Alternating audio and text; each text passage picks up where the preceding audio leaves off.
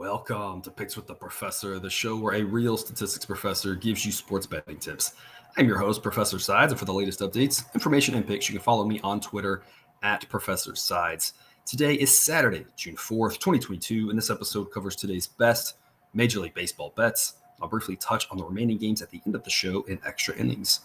In case you're new here, I've built a mathematical model for win probability, hitter, and pitcher projections, and I analyze weather data in order to make one pick, and one pick only on every game played Monday through Saturday. And I'm going to stop here. I'm going to add the note, so I know a lot of y'all maybe don't make it to the very end of the show on my sign-off. Shows Monday through Saturday. I'll make picks tomorrow, but no show tomorrow. But I will have picks. I'll post them in the sheet and on Twitter. Okay, so I'll have picks for tomorrow, but no show tomorrow. The one pick on every game. That doesn't mean I recommend you do the same. I'm just giving you the information as to what I like the most and where my head is for each matchup. As you go through the plays, remember there are no locks in gambling, so we'll give you our loves, likes, and leans to help you decide which picks you might want to play and how I recommend scaling wagers. With that in mind, please understand that good and bad variance will occur. So as much as I like to say it'll be profitable each and every day, that is an impossible reality for any gambler. Y'all, the ride continues. It's been a lot of fun. It's been the most fun picks week I can say I've had in quite a while. It doesn't feel like a lot of overall good variance. It doesn't feel like a ton of good luck. I mean, we're getting a couple breaks here and there, but it just feels like things are bouncing our way. And so when I say good and bad variance, of course, I don't just mean good and bad luck. I just mean there's a random component to sports. And when I build a model here and I say a team I think is going to win 60% of the time, and the odds only say 58, so I think there's value. I mean, we're talking about relatively small edges. So it feels like the games have gone the way I've thought, but we have to remember it's not just good and bad luck. It's just sometimes things just the games play out the way you think, but then in sports they don't, right? So it's been a really phenomenal week. I hope to obviously keep that going. The process is staying the same here, making up for some of the earlier season where we just couldn't quite get things rolling. Again, like I always say, we'll hopefully try to continue that today and finish off the week of shows positive, or on a positive note. If we didn't finish the week out positive, that would be maybe impossible at this point. It's been such a good week. And before we get to today's slate, some reminders. Please hit that like button if you're on YouTube. Also, if you aren't yet, please consider subscribing or following. It's free and the only way, assuming you turn notifications on, to ensure you don't miss any of the college basketball, MLB, or college football content that this channel provides. Share with a friend if you and others in the game. Hit me up on Twitter or drop a comment if you're on YouTube. I love those and try to respond to as many as I can. Just as a reminder, I encourage everyone to have multiple sports books in their portfolio, especially those with MLB dime lines. You can find an edge on just about any game if you got a couple of these in your portfolio. I recommend a few of these. The links are in the show's description and on the website, www.pickswiththeprofessor.com/sportsbooks. Today, a good mix of afternoon games, late afternoon games, night games. We're going to start off 1:05 Eastern, first pitch, Tigers and the Yankees. Bo Brisky versus Luis Severino. Nice day in New York. It'll be about 80 degrees throughout the game. A slight breeze, 5 to 10 miles an hour out to left center. The smallest bump to the bats here with the, getting into the 80s, a slight wind out. I mean, not a lot. I mean, we're just talking about enough of a boost to get, a warning track fly ball over the fence. So a tiny, tiny boost to the hitters here. Brisky's a pitcher who has an ERA in the fives. His advanced metrics are actually worse than that. His projection is in the fives. Just not a good pitcher overall versus Severino, who has pitched fairly well this season, and his advanced metrics and underlying projection aren't far from that. So, I mean, two pitchers that, I always talk about, you can't always look at ERA and innings per start and some of those things like that. We got to dive deeper into the numbers. But these two guys, you can kind of look at those stats that you usually see on your TV screen. And it kind of shows you what you've got here. There's nothing really hidden underneath that. Obviously, the Yankees offense much better than the Tigers offense. Model says Yankees minus 283.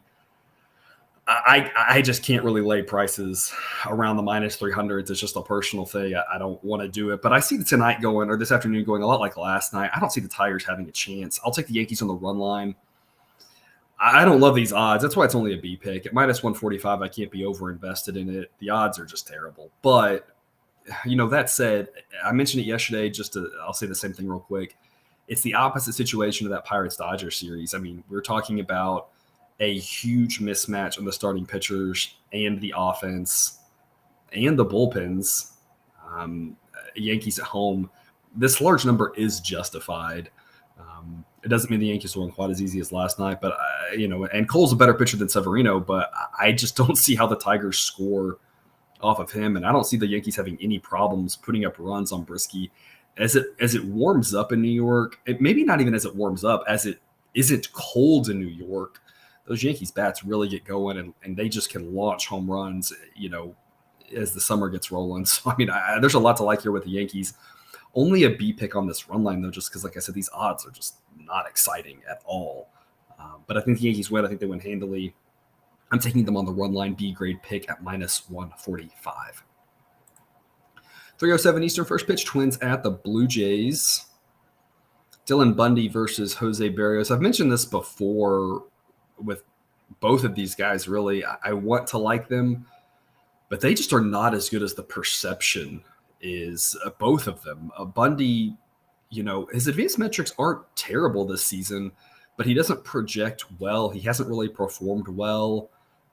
Berrios is a pitcher who, gosh, he's not as bad as that 5.62 ERA, but his underlying metrics aren't positive at all.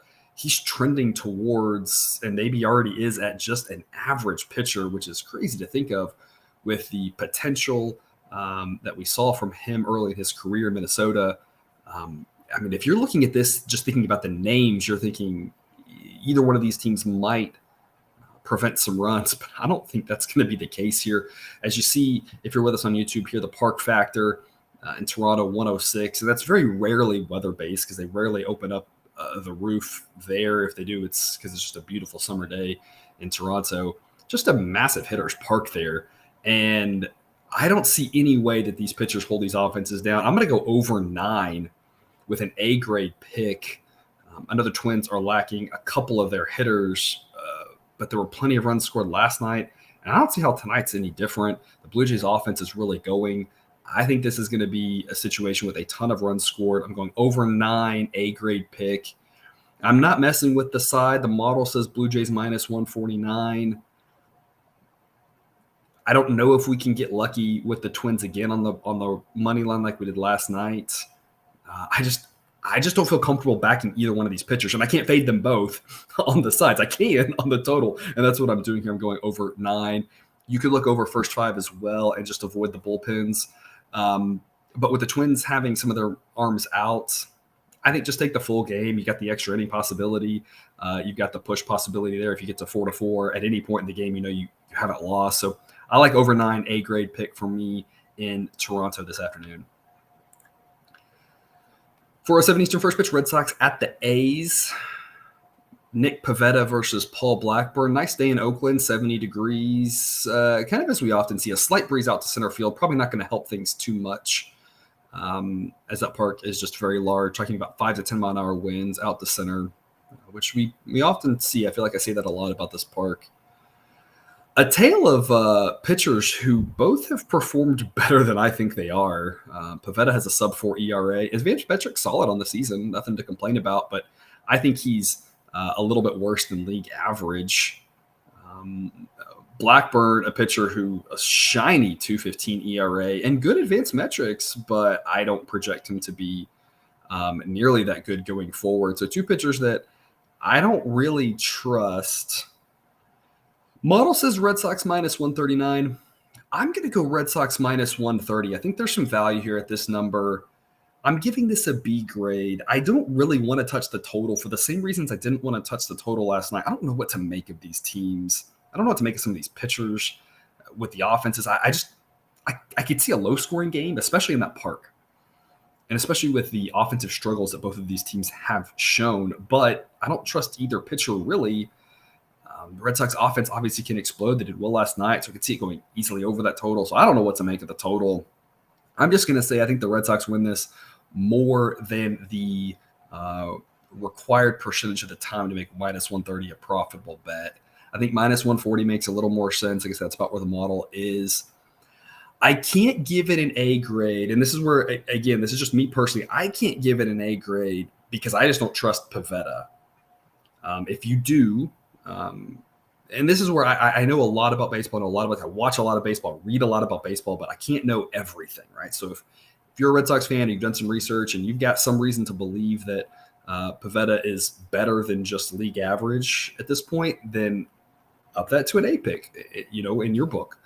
For me, I don't completely trust him, but I think there's value on the Red Sox simply because of this. I think that this is priced as if Blackburn is a better pitcher than Pivetta, and I don't think that's the case. I think they're both just very okay. Both have had some upsides this year. Both are, encouraging.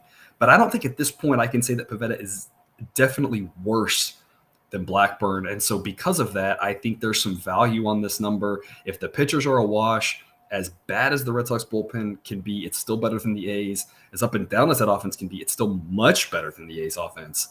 So I think the Red Sox should be a little bit bigger favorites here because I think the starting pitchers are a wash. I don't think it's priced that way, though. So I think value on the Red Sox at minus 130. Just can't quite trust either pitcher, though, which is why it's only a B pick and not an A pick. 4:05 Eastern, first pitch, Mariners at the Rangers. Marco Gonzalez versus Glenn Otto. Went under yesterday. First 5, and that one comfortably went, told y'all under for the game. Makes a lot of sense. That one, too, just barely hung on as the Mariners scored a few runs late there. We're flipping today, and we're going to go over today, over 8.5.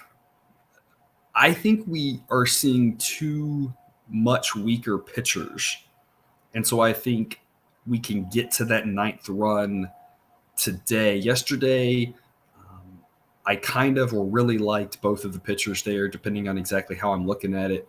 But as much as Marco Gonzalez's 3.5 ERA looks good, his underlying metrics are very bad, and he projects to be well below average. Otto is a pitcher who is just very meh, but the Mariners' offense is better.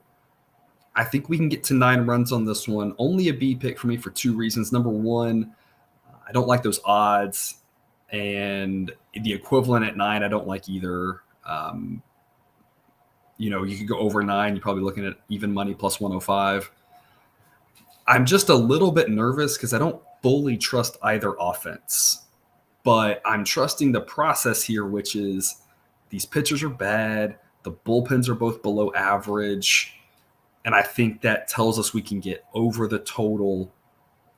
It's just not one that I have extreme confidence in. So over 8.5, minus 122 B pick for me.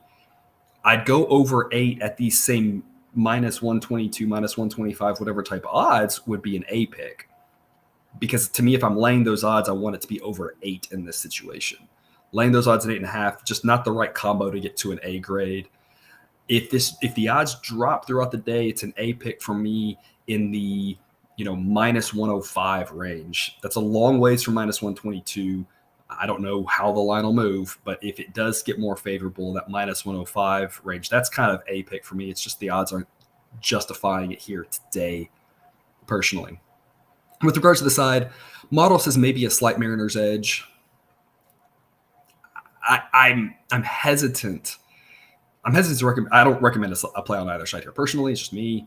I'm hesitant to back the Mariners because I think we're paying a little bit of a premium for Marco Gonzalez and his 3.55 ERA, and I don't think that's real. So I don't like paying premiums when I think it's some fool's gold. So I would just stay away from the sides. I don't think the price is good either way. I don't like the value on either side. So I'm sticking to the total over 8.5, minus 122 B pick for me here in the afternoon in Arlington. 4:05 Eastern, first pitch, Guardians at the Orioles. Nice day in Baltimore, low 80s weather-wise, winds blowing across, so not going to help hitters or pitchers there with regards to the wind, but slightly warm, so maybe again a tiny, tiny boost to the bats there. Tristan McKenzie versus Tyler Wells. Both pitchers who've outperformed their metrics on the season, but project to be either average in the case of McKenzie or well below average in the case of Wells. With regards to the side, model says slight Guardians edge. I don't disagree with that. I think the Guardians would be a solid play here. It's my second favorite look. taking the Guardians at something like minus 121. The models is minus 125. I'd be comfortable playing them up to about minus 130. It's probably about a B grade in the minus 120s. Once you get to minus 130, I still think the Guardians are the right side. I've been talking about this. The Orioles just aren't good. And as we got to continue to get that narrative out of our head of, even though they are better, they still aren't good. And so laying only minus 130 when I like McKenzie more than Wells. I like the Guardians offense more than the Orioles offense. I like the Guardians pen better than the Orioles pen. Laying a price under minus 130 is still really good value. So I like the Guardians on the money line for sure. And that would be a B pick. Instead, I'm going to go over 8 with an A pick. I think this is a gift, the fact that this is an 8.5. Again, it's a little bit warmer of a day in Baltimore. So far, that park has not played like a hitter's park. There's a lot being made about the outfield being moved around in that park, moved back. But I think it's more of what's happening is the weather has been colder. I think when you get the full season's worth of metrics, I think this won't play as quite the pitcher's park as we've seen so far. I've dropped the park factor for Baltimore because of that outfield being moved back. It's not going to be the extreme hitter's park that it was. It was one of the more hitter-friendly parks in the league. It was in the top 10 easily, maybe top 5, depending on the year. I've dropped that a little bit, but I don't think it's going to play out like it's been this season. So if you look at so far, it's played like a pitcher's park, but I don't think that's not just because the outfield was moved around. I think it's more weather based. Today in the 80s, the ball's not going to be knocked down, and I don't really trust either pitcher. Again, McKenzie, great numbers so far this season, and I like McKenzie for sure, but I think he's better than Wells, but I don't think he's great. The Orioles have put up some runs here and there. Their bullpen isn't very good. I think the Guardians can score plenty of runs. Over 8, like I said, is a gift. I looked at the team totals. A Guardians team total over makes a little bit of sense, but I don't fully trust that Guardians bullpen. I really don't trust the Orioles bullpen. I think over 8 with that push protection there and those odds, I just think play the full game. Don't overthink it. I think there will be a decent amount of runs in this one. A grade pick for me on this over in Baltimore this afternoon. 4:10 Eastern, first pitch, Nationals at the Reds. Nice day in Cincinnati, low 80s.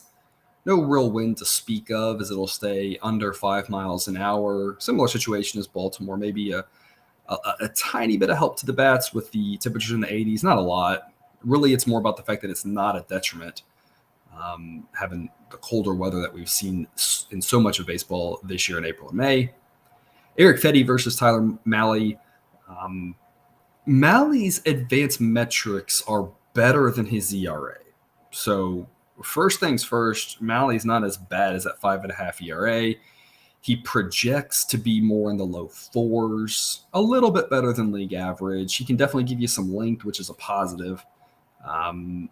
So a pitcher who's very okay, not as bad as the ERA, but not great. And part of the reason his ERA is a little bit higher is because he's pitching in a hitter's park in Cincinnati, in a hitter's park that hasn't been affected by the cold weather like every other park north of, whatever, midway through the country. I feel like saying Mason-Dixon line. I don't actually know where that is. I know that's a thing that people always talk about, right? I don't know if Cincinnati's north of the Mason-Dixon line. I feel like it's probably right in that ballpark. I don't know my history as well as I should, I guess. I'm a math guy, right? But again, most of those parks further north have been really affected by the colder weather. Cincinnati hasn't. And so that's why it's affecting Mahle's ERA is going to be a lot higher pitching in that park. Because it makes sense, right? Just maybe slightly better than average pitcher in a hitter's park. He's going to give up some runs. Fedde, on the other hand, has a better ERA, but projects to be worse. I don't trust either offense, but we saw yesterday both offenses score plenty of runs. I definitely don't trust either bullpen. And that's been kind of the way it's gone in games in Cincinnati, has been more runs than anything else. And so that's the direction I'm going again here today. I'm going over 9.5, a pick for me. I'd rather go over 9, but I think this is a situation where the books are kind of asking you to go under. They're asking you to take that under on the hook there, and you've got the win if it stays at 9. But I just don't see it. Like I said, the Reds just play these high-scoring games, especially in Cincinnati. Their offense isn't great, but they know how to score runs, especially in that park. They're not facing a pitcher that's going to shut them down. And the Nats offense isn't great, but especially again in Cincinnati, like last night, they could score some runs. I think we can get enough runs here to get over this 9.5. A grade pick for me. I'm just kind of right in the this is what we do with the Reds. With regards to the side, model says Reds minus 138. I'm seeing prices like Reds minus 131. I would take that as well. It's kind of like I said with the Guardians. Taking the Reds on the money line is a B grade pick for me. If I was making more than one pick, I think the Reds win. I think that a number like minus 140 makes a lot more sense than the minus 130 that I'm seeing out there right now. I think you're getting a little bit of value because people are a little bit nervous with Malley, but again, his advanced metrics and projection are not as bad as his ERA. So I think you've got the better starting pitcher with the Reds. Offenses, and neither one are great, but the Reds, hit well, especially in that park. Reds have a better bullpen than the Nationals bullpen in Cincinnati. I think there's a lot to like with the Reds. So Reds would be a B pick for me around as long as you're in the minus 130s. I just think over's a better look. So over 9.5 is my play, and that gets an A grade from me. Continuing here at this 4 o'clock time slot, Padres at the Brewers. Mackenzie Gore versus Aaron Ashby. Could not get the under yesterday. It was the one of the 5 A picks that lost, as Musgrove got the job done for us, throwing 8 shutout innings. But Corbin Burns did not. And so didn't get the under yesterday, but I really like both of these pitchers here today. Mackenzie Gore just continues to improve with respect to his projections as the season goes on. It's not just the sparkling 171 ERA. His advanced metrics are very good. And like I said, that makes his projection keep getting better. I've been saying it for weeks now. I really like Ashby. I really like the change that he's made. I think it's a good thing that the Brewers have had a couple of injuries to really get him in the rotation. It's not a good thing that they've had so many that they're really struggling now with that pitcher depth. But at least getting Ashby in the rotation, I think, is a good thing for them. His advanced metrics line up pretty well with his high 2 ERA. And he projects also to be very good going forward. He's getting a little bit of a knock because of the length issue. And Gore is too, because Gore is not a pitcher that is a young guy. They haven't trusted him to go very deep for the most part yet, and that makes sense. So both these guys getting a tiny knock for that, but I mean, they're fantastic pitchers. Both bullpens really good as well. And so with that in mind, I'm going full game, 7.5 A pick for me on this one. I looked first 5. I do like both of the starters, but I don't really see a reason to isolate this into the first half of the game, given that I like both bullpens. I could easily see this being a situation where it's 2-2 after 5 and it's a 3-2 final. And I don't think that'll happen. I think first 5 wins too. I'm just saying that's on the table. I'd rather have the extra few innings to reduce that variability that happens. There will be some runs scored in this game. I mean, someone has to score because that's how the game works. If it's 0-0, they'll keep playing, right? So someone has to score. I assume it'll be more than 1-0 because 1-0 games are rare. So when we talk about seeing a couple runs, I just don't know where they are. 3.5 is a really low first 5 total. And I really like going under 3.5 on the first 5 when the full game total is more like 6.5, or when I have bullpen concerns, or when something weird's happening with the weather at the back end of the game versus the front half. Otherwise, as long as I can get a good enough number here on the full game, I'll just go full game. Especially, like I said, I like both bullpens. Talked about the Brewers have that bullpen reset. The Padres yesterday, again, only had to use 1 inning from Stammen. So their bullpen kind of reset as well. Both offenses just very run-of-the-mill average at this point. Obviously, the Padres have more upside when Tatis comes back. That's getting close, apparently. But for now, both offenses, and the Brewers offense, taking a little bit of a hit with Adames out. Urias left yesterday's game. I don't know if he will play today. So, I mean, we're talking about some dinged-up offenses that will potentially be better at full strength. They're just not there today. 2 pitchers that I think are really undervalued. I think if you took the names off of these guys and you put just their numbers out there, I think this full game total is 7, and now you're at that key number of 7. You're pushing, not winning. This is a gift. Under 7.5, minus 115 odds are fantastic. Value here is through the roof. A grade for me in that one. 14 Eastern first pitch. Giants at the Marlins. Logan Webb versus Pablo Lopez. I tweeted about this yesterday. This total blows my mind at 7. I don't understand how yesterday's total was 8, given you're going to see Eliezer Hernandez pitch for the Marlins, whether it was to start or in bulk work. That was the plan either way. Who's their worst pitcher? The Giants going patchwork bullpen game in a bullpen that hasn't been good this year. I was like, 8 is insanely low. This makes no sense. And now we've flipped and we've gone from a bullpen that has not been good this year and the worst pitcher for the Marlins to the best pitcher for the Giants by far, the one guy for the Giants who could easily go out there and throw 7 or 8 and make some of the bullpen issues a little bit of a moot point. Pablo has been fantastic. Y'all know I've loved him and loved backing him. And all of a sudden the total only drops to 7. Yesterday's total should have been 9. Today should be 6.5. I don't quite understand it. I'm going under 7. It's minus 114 as of this morning. A grade pick for me. The fact that they're letting us have this push is fantastic news.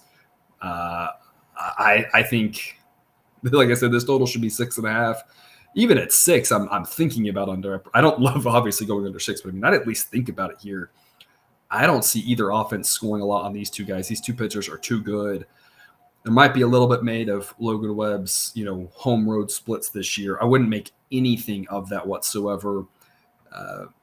AT&T Park out in San Francisco has been more of a hitter's park this year. Again, I've talked about it. It's been kind of weird. I don't know what to make of it. He's pitched well there and he's struggled on the road, but I'm not making anything of it. It's all too small of samples at this point.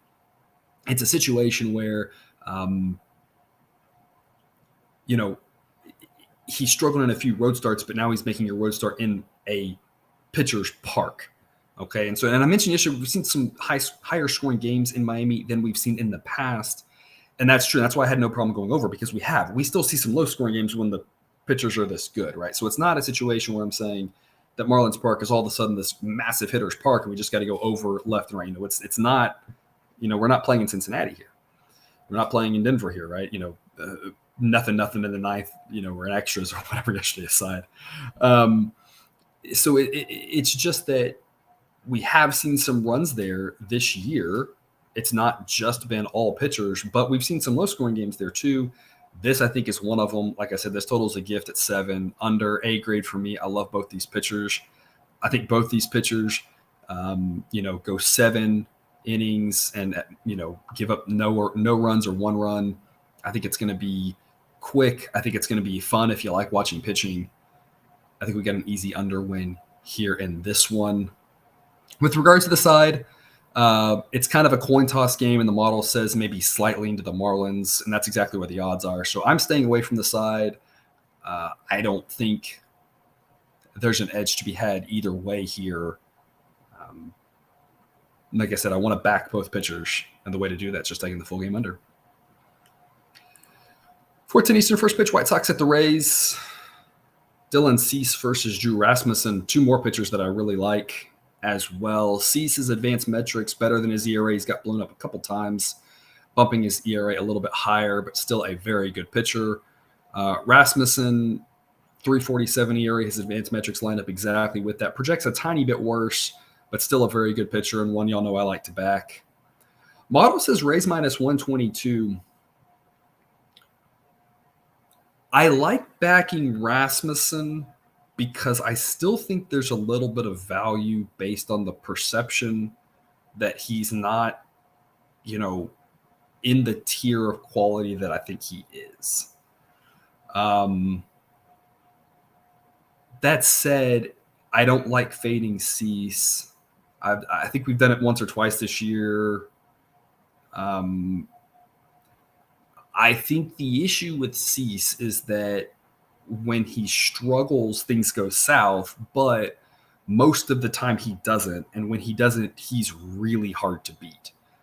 And so fading him today feels a little bit crazy because you're counting on him to struggle. And if he doesn't, it's like he probably goes 7 innings and 1 run or something. And not that, Tampa can't win 1-0, but that's That's not a recipe for success. It doesn't feel like a smart play.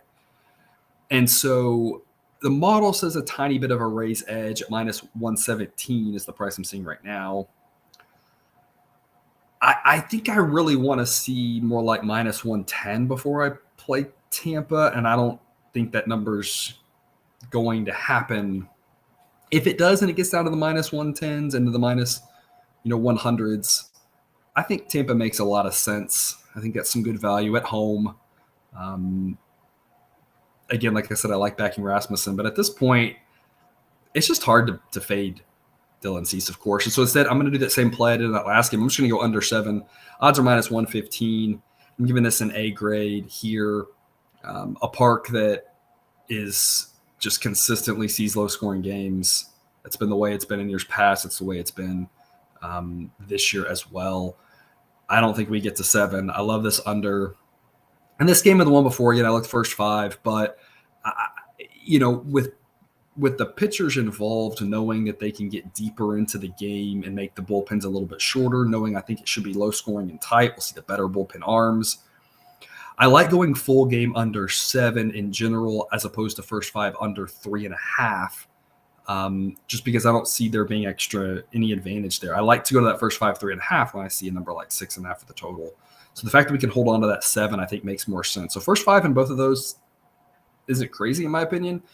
And if you want to split your units around, try to add a little variability up, that's fine. But I just think full game under 7 for both of our games here in Florida is the way to look. And that takes us to extra innings. I've got 3 leans for you today, 3 C grade picks. All of them are first 5 unders. The first one is Diamondbacks at the Pirates, will be about 75 degrees and about a 5-mile-an-hour wind out. So a fairly neutral environment there. Again, maybe the tiniest boost to the bats from the breeze, depending on if there's a gust or not. But just a nice day, fairly neutral environment there in Pittsburgh. Zach Davies versus Roansy Contreras. I like Contreras a lot. I'm going first 5 under because I just don't think there's any value on the side, and I don't trust either bullpen. It's only a lean just because there are a lot of runs scored in yesterday's game, and I just don't know what to make of these teams and these offenses in general. They're kind of up and down, but I think first 5 under is probably the way to look. I think that's the best play I can come up with on this one. Just a C pick, though, not one I like that much. 9:10 Eastern first pitch, Braves at the Rockies. Spencer Strider versus Kyle Freeland. We're going to start in the mid-upper 70s, close in the upper 60s. A wind that's blowing in the start, out to finish. So it's warmer at the start, but the wind's blowing in. It's colder at the end, but the wind's blowing out, about 5 to 10 miles an hour. So it's going to play pretty neutral throughout the game. Obviously, of course, huge hitters park. Don't expect a repeat of yesterday. I can't remember the last time I've seen something like that in Denver. That was something. But 2 pitchers that I still kind of like here in Strider and Freeland. So I'll make the same pick I did yesterday. First 5 under 6.5, but just a lean. Strider, I think, is pretty good. Did struggle in that first inning last time out against an offense that really only had a couple guys to worry about and couldn't start us off strong there. So a little bit nervous there. Freeland, I think, is solid. He tends to pitch okay in quarters, but just in that ballpark, I don't fully trust these pitchers. Only a lean for me on this first 5 under 6.5. With regards to the side, the model says the same thing it's been saying. It says there's a slight Rockies edge. It's not one that I really want to play that I feel confident about. And I just can't back the Braves. Again, I just don't want to pay this premium. It's just too much. Model thinks there's it's a really bad idea to back the Braves. And I tend to agree with that. In Denver, you end up with these more coin tossy type games because the runs just go crazy. And when it's an anything can goes game, laying a price like minus 160, I like Strider, but I'm not sure, given the length and given the uncertainty, I'm not really sure Strider's better than Freeland. I think he will be. I think in 3-inning bursts he is, but just overall, I'm just not sure if he is, how much better he is than Freeland. Again, a guy who tends to pitch okay in Coors, which is a huge thing we have to consider, given how different that park plays. So, I guess maybe Strider's a little better, but like I said, I'm just not convinced, right? So it's just when the starting pitchers are this close in a game that has a total of 12 and a bunch of runs can happen every which way. My biggest recommendation in this game is just don't lay minus 160 with the Braves. That's just way too high of a price, in my opinion. And the last lean for you, 10-10 Eastern. First pitch Mets at the Dodgers. Similar story as we've been seeing, 60 degrees to finish, upper 60s to start. Slight breeze out like it normally is to start, but then dying down by the end of the day there in LA. David Peterson versus Walker Buehler. Right now, if the number comes down on the Dodgers, I'd play them at minus 176. It's just a little too high for me. The Mets are a good team.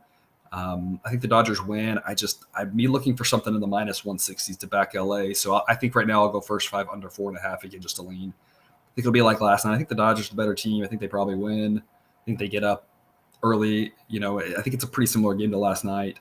But I'm not overly confident in this. It's not a situation that I really like, that first 5 under. And then 4 other games to talk about. There's the doubleheader in Chicago with the Cardinals and the Cubs, where it looks like pitching-wise, we're going to see a lot of who knows what, a bunch of unproven pitchers and a bunch of bullpen. That could be an interesting day. Weather-wise, we're going to be in the 60s all day in Chicago. Slight breezes blowing in 5 to 10 miles an hour. So it's not a situation where we should see, 40 runs total in these 2 games from the weather perspective, but pitchers are very much of a question mark of how that's going to play out. Cardinals scored a floppity billion runs yesterday. So, if they're starting to pick it up, who knows what will happen there. So it could be some wild ones in Chicago. No odds right now, as we haven't confirmed all the pitching situations. If those change, I'll update the numbers in the sheet. Either way, I will tweet out a pick for those when we have the full information. Astros Royals are an afternoon game, 4:10 Eastern, first pitch. Projected afternoon start, mid-upper 70s, but a chance of rain that might make this an evening game. TBD on that. It's either going to completely miss, or if it hits, it's going to be pretty heavy. It's just not a thick line. It's not one of those big blobs of rain. So if it just misses it, this game will be played, and you won't even know there's any issue. But it might turn into an evening game. It should get played either way. Slight breeze out if it does happen in the afternoon. Luis Garcia versus Chris Bubik, who is not confirmed for Kansas City. So no line yet. Again, I'll tweet out something on that later. And then the last one, Angels at the Phillies. Nice day in Philadelphia. Upper 70s to start, low 70s to close. Slight breeze in, about 5 miles an hour. Michael Lorenzen versus Zach Wheeler. I love Wheeler, of course. He's been fantastic. I've been riding him, especially after that slow start. I made the comment, hey, don't buy into that. That was just he didn't get the same spring training his peers did, and that's paid off for us mostly. Lorenzen, good numbers, but worse advanced metrics. A line came out for this just before I hit record, so I saw the line, but I'm holding off on this for now. I want to look more into this.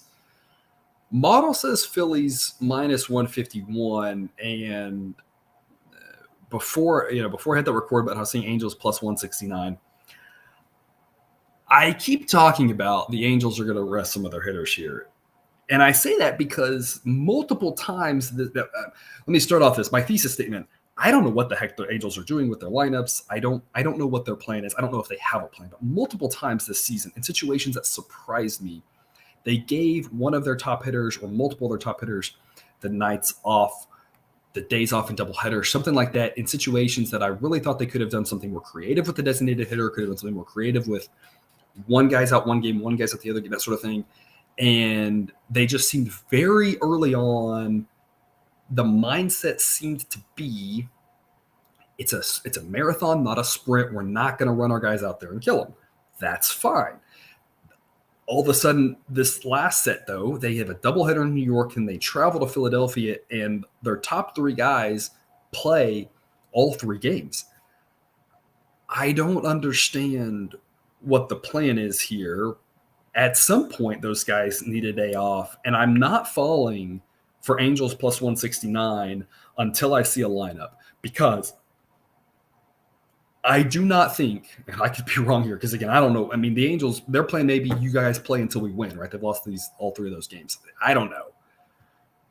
But if there's any semblance of what we saw in the first 2 months from their strategy, it would be do not play these games tonight and tomorrow, because now we're talking about how many games in, a short window.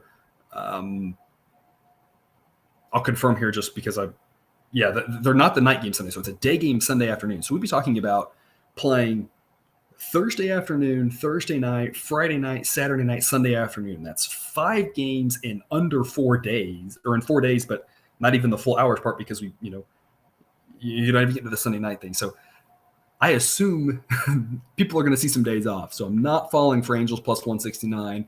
That's what the model says, because the models, I don't know who's going to have the nights off, right? So long story short, I want to dive into this one further. Obviously, I like Wheeler, and fading him is tough, but I want to figure out what's going on, because multiple times this season I backed the Angels, and all of a sudden they're resting hitters, or not just going their full strength. So TBD on that game. I'll tweet about it later with an official pick, but right now I'm very leery of just exactly when the Angels decide to give their guys rest, because again, they're the one team in baseball that really concerns me. With just about everybody else, not really. It's rounding error. We're talking about 1% here, 1% there, maybe 2, and for the most part, we can't be that accurate anyway. So it's we can't be that precise, I guess what I'm trying to say. So the 1% here and there aren't as big of a deal.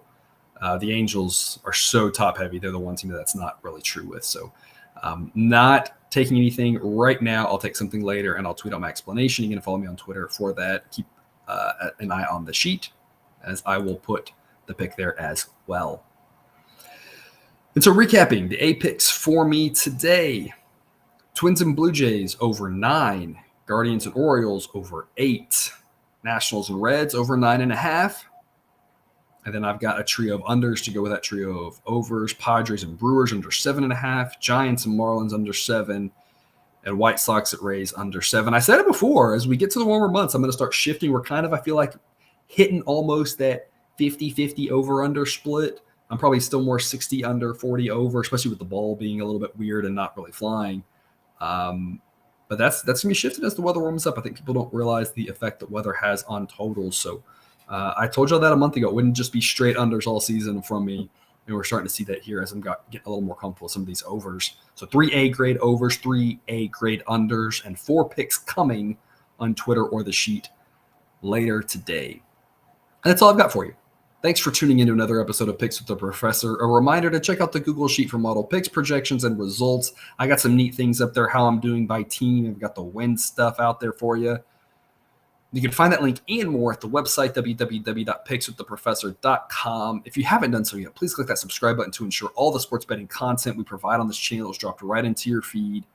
I will see y'all Monday. Again, a reminder, I'll post the model output, and I'll give you picks for tomorrow, but no show tomorrow on Sunday. Best of luck this weekend. I'll see y'all Monday. And until then, remember, you can eat your betting money, but please don't bet your eating money.